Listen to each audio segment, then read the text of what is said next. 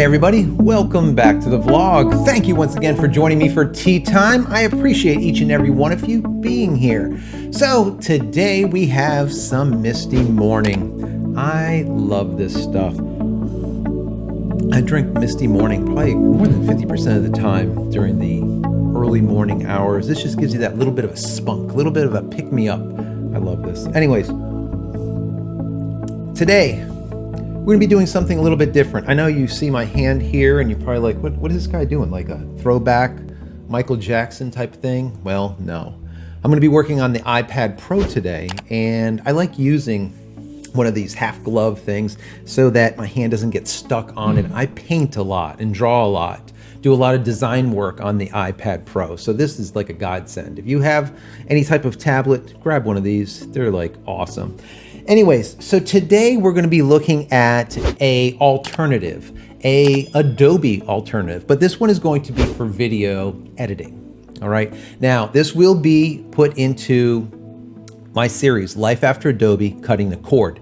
If you guys don't know what that is, about 6 months ago, I went cold turkey and deleted every single piece of Adobe software I had on my computers. That's all the computers in the studio, and we went Adobe free. All right, and I did a whole series on it. I probably I'm gonna say about maybe 10, 12 videos in there right now. If you haven't looked, maybe I'll stick it in the card or something. Look in the comments or in the description.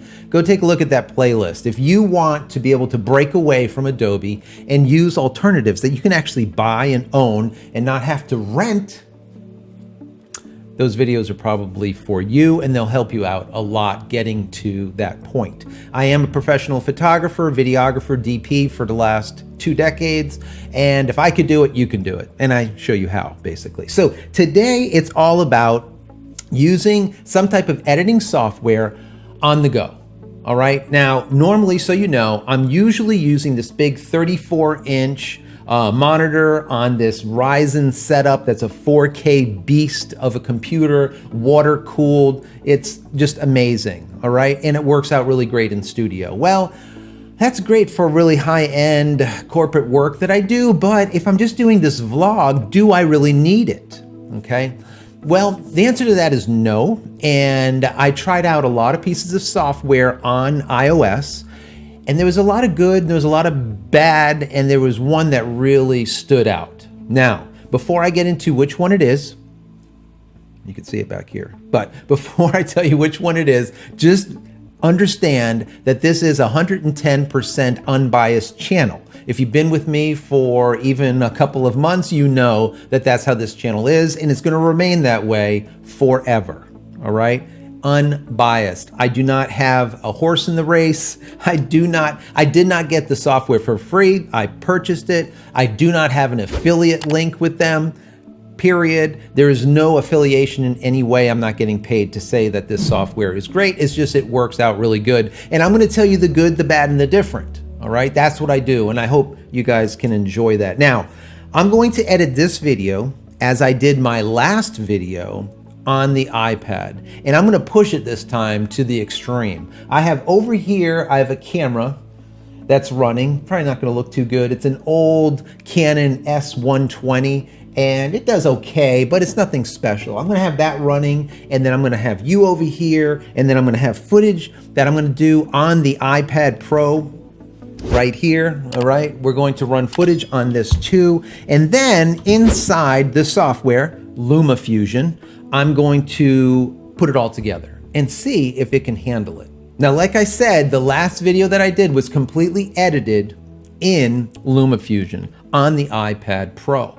Now, some people are like, well, why don't you just use this massive machine that you have? Well, a lot of times I don't want to do the vlog stuff in studio because I'm doing production work, okay? It's nice to be able to do it at home or on the go, maybe at Starbucks. I'm waiting for a client to sit down and have a meeting with. It's good to be able to do some editing while I'm sitting there. Well, that's what LumaFusion has afforded me as of late. And that's why I wanted to bring it up to you guys. Now, some people will be like, hey, have you tried Adobe Rush? Have you tried? Yes, I've tried Adobe Rush, and I've tried a lot of other packages that I'm not going to get into. If not, this video is going to be way too long. I'm going to concentrate just on this one that I found to be the best, because we need to cut the fat, right? Sometimes I'll go on forever, which I'm probably doing now. Am I?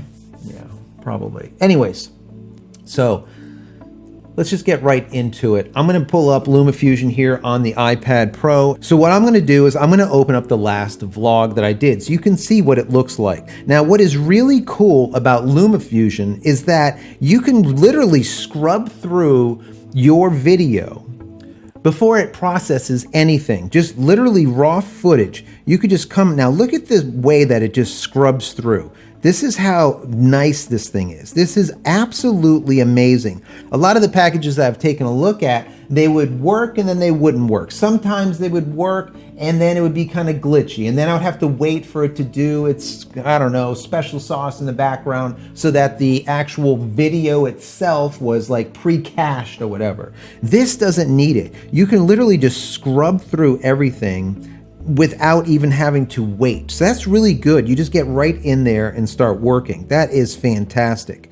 Now, as you can see here, this is the very beginning of the video. If I play it, you can see that come right in. We have that fading transition, right? Then we have me coming in. Then we're gonna have another piece of footage that goes on top of that. That's right here. That's the little advertisement for my Dark Moon teas that pops up, right? And then now it disappears.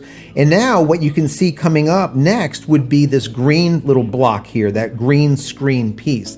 What that is my development. See this subscribe button? That right there is the subscribe button that I created earlier, and I'm able to just simply drop it right on top of my footage. Let me hit pause here. So it makes it really easy to be able to create things and then save them and then load them back in, like lower thirds or graphics or ins and outs or your title screens or whatever it is. It's really, really nice.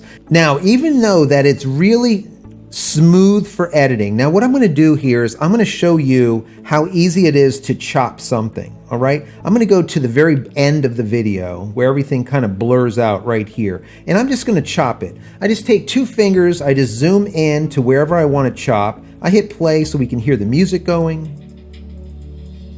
There you go, right? Now, if I wanted to chop this little piece off at the end, I just have to go to the exact spot that I want to chop it.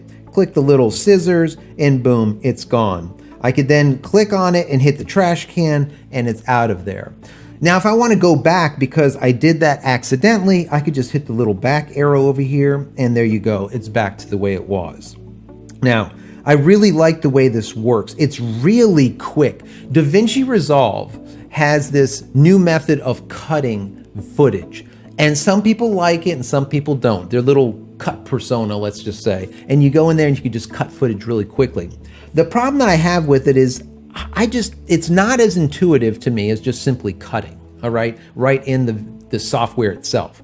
This right here, being able to cut and zoom in and out with the pen and just cut so simply and so quickly, be able to do those J cuts, L cuts, be able to move audio and video around just with a point of a finger. It's really powerful, very powerful. Now, let's say if we want to go back here to the end and I want to cut this, I don't even have to use my pen and then go and click on the scissors. That's all I have to do is like go to the spot that I want, then take two fingers and double tap. And there's the cut. Now, if I want the cut over here on the audio too, do the same thing, double tap. Now it's cut on the audio too. If I wanted just to remove the audio and not the video, I click on the audio down here and hit the trash can. That's it. If I don't want to do that at all, I just want to revert back to where I was. I could just hit back 3 times and now we're back to where we started. It is super, super, just crazily simple. All right. I really thought it was going to be difficult for me to really get a grasp of doing editing with my fingers in comparison to a mouse on a big 34-inch monitor. I'm like, I don't know. This is only about 13 inches. Is it going to be too small? The way they did it, it's really not too small. They hide the stuff that you don't need, all right, until you need it. Wow, right?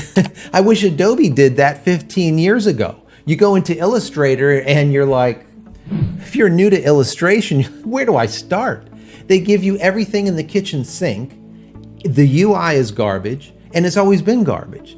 And most of Adobe software is like that, okay? Here is a perfect example of an alternative that just gets UI, UX just down. It's just smooth, buttery smooth, really, really smooth. So for me, this is a no-brainer as far as editing goes. Now, my question was, well, am I going to be able to do these intros, outros, things coming in and out? How do I do that? Is it something that I can make and then reuse? The answer to that is yes.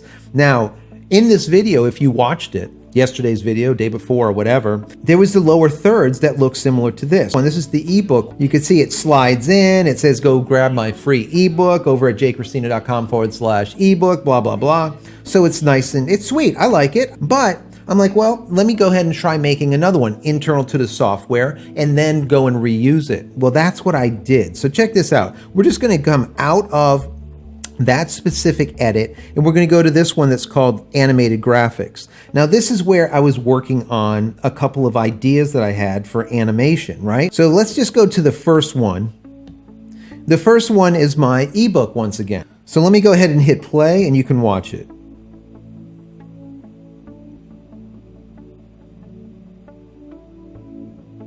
So that's it, really smooth, and it works out great. Now, if I want to go frame by frame, I can kind of just slide through it. So at the beginning, you can see the T comes flying in and now it's being filled.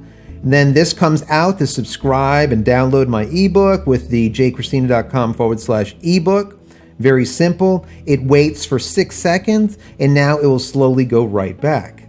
There you go. So really super, super simple to create. But what's really nice here is I can take that, save it, and then use it within any of my videos. This is really great. This is similar to what you would do in any video editor that you'd find on the computer, right? These are the type of things that we need to be able to do to make things quick. The lower thirds need to be done. You need your front end, your back end, anything in the middle, any kind of ad spots, anything that you need that needs to go into the video itself, you want pre-created so you could just drag it and drop it in.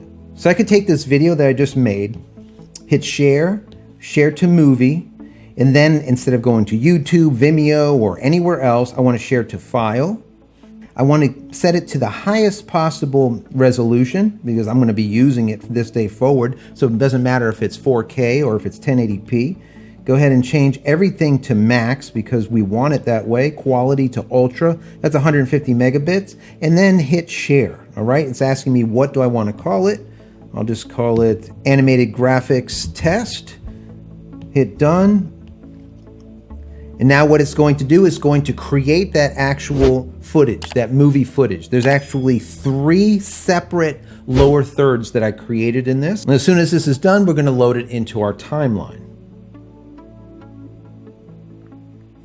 So all right, now it's saying, where do you want to put it? So I'm going to go ahead and stick it over here into animated lower thirds. Perfect.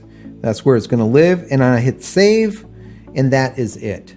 Now I'm going back into yesterday's video, and that's all we have to do is come to import media, go to files, go to the same location. As you can see here, it says animated graphic test.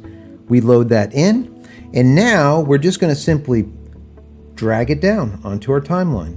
And that is it. Now when I hit play on this, it's working just like it should, but you know that there's a black background. We need to get rid of that. So just like any other video editor, we could either green screen it or we can just set the mode of it. So let's go ahead and go into the actual clip itself, come down here into blending modes, and then from normal, let's change that blending mode to screen. All right. And now let's go back. Now let's go ahead and run it again. There you go. And that's it. Really, really simple, guys. That is what I like about this software. Now, if you guys want me to do some videos on how to use LumaFusion because you're actually interested in it, I can do that. I can do a general, basic type of thing, or a soup to nuts where you're actually seeing me do the lower thirds, how to make the lower thirds, how to animate things, how to do green screen, how to do all of this stuff. Internal to the software, there's a ton of things that you can do, just like any other video editor. The thing is, guys, this video editor is $29 and change. $29, guys. It has the feel of a professional video editor, but it's 30 bucks. It's crazy, literally crazy to me. Now, the good, the bad, and the different. There's a couple of things that I don't like about it. Number one, sometimes it's hard to get very accurate when it comes to dialing in, let's say, rotational things, okay? Like degrees. If I wanted to rotate the image 45 degrees, you're taking your pen and you're sliding it, and sometimes you're not getting it just right. And then you have to kind of tap, tap, tap, tap, tap, tap, tap, tap. Also, number two, audio. The audio that you hear is going to be done in LumaFusion. It does allow for some audio adjustment. Now, let me just go in here and I'll show you. Now, if I double click on it and I click on this little speaker, this is the audio area. Now, we have some things that we can do here on the right-hand side. These are all the different things that we can change. We have bandpass filter, we have delay, distortion, dynamic processor, high pass filter, high shelf filter, low pass filter, low shelf filter, N-band EQ, also pitch. We also have a parametric EQ, and finally a limiter. Now, that sounds all good.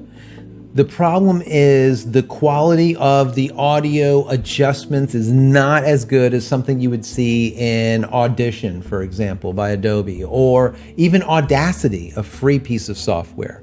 Is it good enough? Yes, it's good enough. And like I said, I'm going to do all of the audio internal to the program just so you can hear it. It's not bad. If you know and you understand what parametric EQ does and you understand what your dynamic processor does, those are the two things that I use a lot. But it just simply doesn't have the capability of, like I said, Audition or even Audacity or even the software that we see in Blackmagic's Resolve.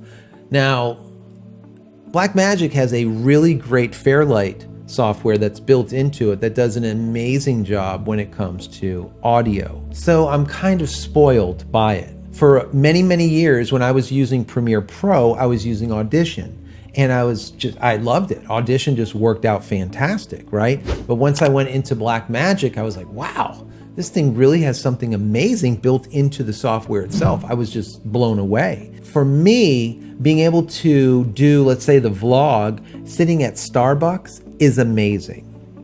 Now, as of late, with the latest iOS 13 now, or whatever it is, has really good file system functionality in it. Now, this software allows you, as you can see, to go into your file system, but not only just the file system on this iPad Pro. Years ago, you would have to get a dongle and then load in all of your media onto the iPad Pro to be able to do any editing. Well, everything that I'm doing on this iPad Pro right now, since I'm in studio, is actually being edited on the iPad Pro, but with raw files that are sitting across the room on an unraid server. I mean, it's crazy, guys. Really, really crazy. How it does what it's doing, I don't know. And what's even more impressive to me is the speed in which it renders, guys. The speed in which it renders. I'm looking at an iPad Pro that's probably like 2 years old now, okay? When I take this 14-minute video and I export it, I render it, it takes approximately 8 minutes to fully render it out. That is nuts. That's not 1-to-1. That's faster. It is the same type of speed that I'm getting from DaVinci Resolve on a Ryzen water-cooled, crazy-ass system, okay? I'm getting here on my iPad Pro, all right? That is what really, really just made this stand out. Number one, obviously, being able to work on files sitting on a file server anywhere. You know, I can literally be anywhere. I could be at Starbucks, log into the file server and be able to edit my videos. But to be able to do it even in studio and work without having to bog down the iPad with the video and audio and just work through the network is just amazing to me. So speed, the way that it functions, the UI is just second to none. all right, I do believe out of all of the software that I've tested so far, mobile software for editing video, this LumaFusion, I'm using 2.0. When you're watching this, it could be 10.0, it doesn't matter. But LumaFusion, as of now, is by far, to me, the de facto, on-the-go mobile video editing software. And like I said, I don't have a horse in the race. I'm telling you this because I believe it to be the case. So I'm going to push this, like I said, to the limit. I have B-cam over here rolling, shooting me on the side of the head, just so I have like some secondary footage over here. I have footage that's going on currently on the iPad Pro. I have this footage over here. I'm gonna have audio that's coming through the RE20 into the Zoom H4n that will be exported. That will be the audio that we use. All right, so we're gonna have multi-track edit. And will this software be able to handle it? I will tell you in the description below this video. If for some reason it didn't work and I couldn't do it, all right, I'm going to edit this video on DaVinci and I'm going to tell you in the comment area as well as in the description. But if I'm able to do the full edit of this production here, of this vlog, on this software on the iPad Pro, I'm going to be floored. I think it would be just absolutely amazing because we know how big these files are and how everything is. Now, like I said, if you want me to dig deeper into this specific software, let me know in the comment area and I will do it. If there's something that you want to know, if you want just a general beginning to end, kind of soup to nuts, general overview of this software, I can do that. A real basic look. We can do that. If there's something specific, if you want me to drill down a little deeper, like making lower thirds and green screening and moving things around with keyframing, we can do that too. That is another thing that I didn't talk about, but keyframing in this is fantastic. But the third problem point of this system is the keyframing that it does. Even though it's very robust, it doesn't allow you to move those points, those keyframes, after you drop them down. You have to delete them and recreate the keyframe. That to me is a problem because I like moving things and shifting things around a lot. Now, I'm gonna guess the people over there, Luma Touch, this LumaFusion software will get that in the future. I'm going to guarantee you people are complaining about it and they want to be able to move their keyframes around because it is very, very important. So that is one of the, I guess, number 3 negative. But there's so many positives when it comes to this software. It's kind of hard to look at those couple of negatives and be like, oh, that software is not for me. So definitely check it out. I wish they had a trial version, okay, that's free, that would throw a watermark over everything. I think they over there at Luma Touch would really do themselves justice if they did that. They would get a lot more people to test it out. Knowing that the software is as good as it is, to pay $29 and change for it is a no-brainer. Absolutely a no-brainer. You know, we spend $299, right? Add another $9 to that $29 to be able to bring in a copy of Blackmagic DaVinci Resolve, right? So 29 bucks is just unbelievable. Chances are most of the people watching my channel we know are amateur and pro amateur. There's some pros also, but there's a majority of amateur and pro am.